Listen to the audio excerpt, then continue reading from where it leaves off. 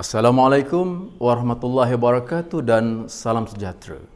Kali ini sampailah masanya untuk saya, Zainal Abidin bin Hassan, SIC Batu Pahat bersama-sama rakan setugas Puan Hajah Zahara binti Jaafar juga SIC Batu Pahat akan berkongsi apa itu PLC dengan tajuk Pemangkin Peningkatan Kualiti Guru. Rakan-rakan sekalian, sebelum jauh berbicara, izinkan saya menerang jelas apa itu PLC. PLC atau Komuniti Pembelajaran Profesional, lebih kenali sebagai PLC ini, merupakan sebahagian daripada inisiatif pembangunan kapasiti guru dalam naratif baru Amalan Pendidikan KPPM. PLC juga adalah sebahagian daripada inisiatif kualiti guru untuk meningkatkan pembelajaran murid dan pengajaran di bilik darjah yang sekaligus dapat meningkatkan profesionalisme guru. Definisi PLC. PLC merupakan sekumpulan guru yang komited berkolaboratif secara berterusan untuk meningkatkan kualiti guru dan merealisasikan kemenjangan murid melalui satu proses terancang dan kitaran yang lengkap. PLC juga ada adik utamanya. Terdapat tiga elemen, tiga perkara utama dalam PLC ini. Yang pertama, iaitu memastikan pembelajaran murid, di mana guru perlu memastikan semua murid belajar berasaskan perkembangan murid. Dan yang kedua, kolaboratif. Di sini, sekumpulan guru berkongsi amalan profesional untuk meningkatkan kualiti profesional mereka. Dan yang ketiga, iaitu fokus kepada pencapaian, di mana memastikan pembelajaran berorientasikan peningkatan pencapaian murid ke arah terhadap yang lebih tinggi. Dalam merealisasikan PLC, terdapat tiga idea utama, iaitu yang pertamanya berasaskan FIS, iaitu Focus, Improve dan Share, atau kaedah lainnya iaitu PDCA, Plan, Do, Check and Action. Terdapat tiga elemen idea utamanya, iaitu yang pertama untuk memastikan pembelajaran murid, yang kedua untuk mengamalkan budaya kolaboratif, dan yang ketiga memberi fokus utama. Rakan-rakan sekalian, kerangka asas pelaksanaan PLC, terdapat 5 elemen harus dipegang erat untuk merealisasikan PLC ini. Yang pertama, pastinya mesti ada satu kumpulan guru. Di sini mereka akan menentukan, akan memastikan adanya isu dan masalah. Yang kedua, adanya objektif yang sama, di mana berfokus pembelajaran dan pencapaian murid yang akan menyelesaikan isu ataupun objektif tadi. Dan yang ketiga, adanya strategi, atau kita seharusnya memilih strategi, di mana aktif kolaboratif seperti ilmiah, buku video, hasil kerja murid, perkongsian analisis item, penyelesaian masalah, jelajah pembelajaran, pembelajaran dan juga pencernaan lain. Dan ketiganya, ada fasilitator atau ketua kumpulan yang dilantik dalam menguruskannya. Dan yang keempat, gunakan pendekatan atau proses yang dipilih. Selain daripada FIS, Batu Pahat memilih PDCA, iaitu adanya Plan, Do, Check and Action dalam menitik beratkan fokus ataupun objektif tadi. Dan yang terakhir sekali iaitu S ataupun Share. Dalam menentukan ini, kita seharusnya ada objektif kumpulan tercapai. Kita seharusnya memastikan objektif kumpulan, objektif apa yang kita lakukan ini tercapai, di mana perkongsian amalan baik harus dilaksanakan dalam konteks lainnya, kita arti kata lainnya, iaitu share ataupun berkongsi. Rakan-rakan sekalian, terdapat 5 strategi dan 21 alat kolaboratif yang dibangunkan oleh negara kita pada 2019 ini.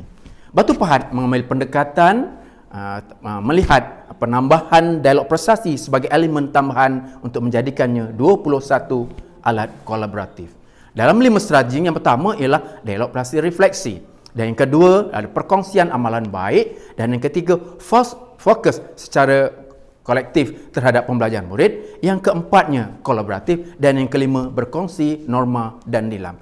Dalam kelima-lima strategi ini, dia akan kembangkan dalam menentukan 25 alat atau tool kolaboratif.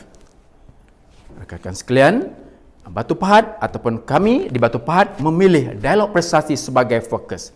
Kalau di Jepun, di Shanghai, di Singapura mengambil learning study sebagai admin utama, perkara utama, tut utama untuk membangunkan kawasan mereka, daerah mereka, negara mereka. Namun Batu Pahat memilih dialog prestasi sebagai satu tool yang untuk membangunkan pendidikan di daerah kami. Apa itu dialog prestasi? Dialog prestasi merupakan suatu perbincangan secara berfokus untuk menyemak prestasi dan isu-isu yang dihadapi di sesebuah sekolah berdasarkan data. Kemudiannya diakhiri dengan jalan penyelesaian atau intervensi yang lebih berfokus kepada tindakan yang lebih sistematik seperti FIS atau PDCA. Penggunaan alat kolaboratif ini juga boleh dilaksanakan dengan alat kolaboratif lain seperti analisis data, kekumpulan penyelesaian masalah atau PSG, dan juga sesi perkongsian guru ataupun teacher sharing session. Dialog prestasi merupakan satu penyelesaian menggunakan FIS. Kalau di peringkat kebangsaan, BPG mengambil kira fokus, improve dan share. Namun, kami di Batu Pahat melihat PDCA, Plan, Do, Check, Action sebagai kaedah yang kami pilih. Hadirin sekalian, dialog prestasi merupakan penyelesaian masalah menggunakan PDCA di Batu Pahat. Namun, apa bezanya dialog prestasi dengan yang lain, dengan dialog-dialog lain? Seharusnya difahamkan bahawa dialog prestasi harus dikaitkan dengan kluster ketiga-tiganya. Yang pertama, kluster 1, kehadiran murid. Yang kedua, kemenjadian murid. Dan yang ketiganya ialah disiplin. Rakan-rakan sekalian, untuk melihat perbezaan ini dalam sesuatu perbincangan, harus ada ketiga-tiga elemen untuk dibicarakan dalam proses yang betul, di mana kita melakukan menentukan yang pertamanya, iaitu ada 3 perkara, iaitu sebelum dialog prestasi, semasa dialog prestasi, dan hari sekali selepas. Jadi sebelum dialog prestasi bermula, seharusnya kita menentukan objektifnya, kita menentukan kumpulannya, kita menentukan bahan-bahan pembentangan. Semasa prestasi, ada 4 objektif dialog prestasi, iaitu untuk memantau prestasi, untuk mengenal pasti masalah, menyelesaikan masalah, dan kemukakan masalah tindakan susulan. Dan yang akhir, selepas dialog prestasi, semestinya lah kita mengedarkan keputusan dialog prestasi untuk mendapatkan maklum balas, melaksanakan tindakan susulan, dan akhir sekali kita melakukan proses perkongsian.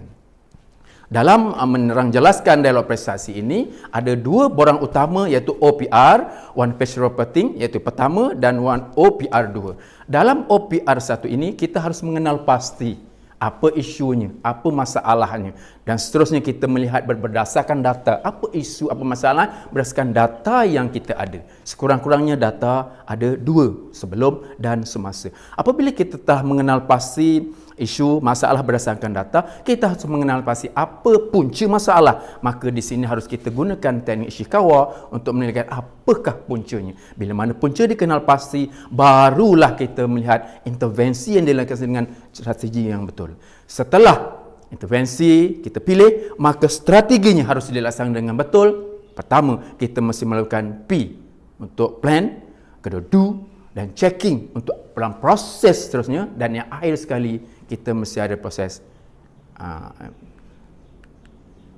dan seterusnya, itu proses action ataupun kita buat perkongsian. Jadi hal ini, semua ini akan dilihat dalam OPR 1. Bila mana kita melakukan OPR 1, laporan harus dibuat dalam OPR 2, di mana di sini pelaporan pelaksanaan dilaksanakan seterusnya.